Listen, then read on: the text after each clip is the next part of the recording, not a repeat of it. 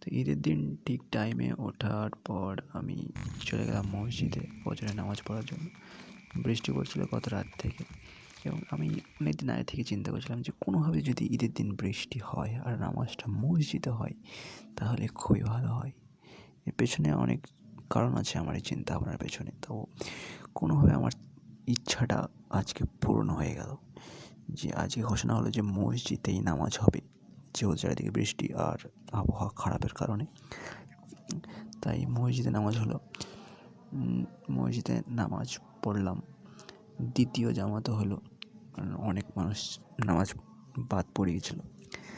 তারপরে নামাজ শেষ হওয়ার পর চলে আসলাম বাড়ি। ঈদের নামাজ পড়ার পরে আমি বাড়িতে এসে কী করবো, ঘুমাচ্ছিলাম। তারপরে কিছুক্ষণ ল্যাপটপে স্ক্রোল করলাম। তারপরে বিকালে প্রায় 4:30টার দিকে একটু চলে গেলাম হাঁটতে। প্রায় 30 দিন পর আমি ঘর থেকে বের হয়েছি হাঁটার জন্য। তো আমার একটা প্ল্যান ছিল যে যেদিন ঈদ হবে সেদিন বিকেলবেলা আমি হাঁটতে যাবো। কোনোভাবে বিকেলে যেন বৃষ্টি না হয়, আমি যেন হাঁটতে একটু যেতে পারি, একটু বাজার দিকে একটু ভিডিও করবো, একটু পাখি মাখি দেখবো, লোকে কী করছে সেটাও দেখা হবে। তো ঈদ হয়েছে আমার কাছে এইটুকুই। তো ঈদের দিন যে সবাই ঘুরে বেড়ায়, আনন্দ করে এরকমটা না, কিছু মানুষ কাজও করে। অনেকে দেখছি ছাগল চড়াচ্ছে, কেউ গরু চড়াচ্ছে, কেউ মাঠে কাজ করছে।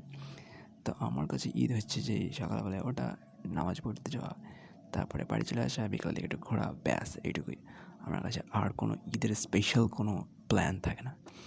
তো এইভাবে করি আমার ঈদের দিনটা কেটে গেল। কিছু পাখি দেখলাম উঠছে, আর আশেপাশে দেখলাম এইগুলাই।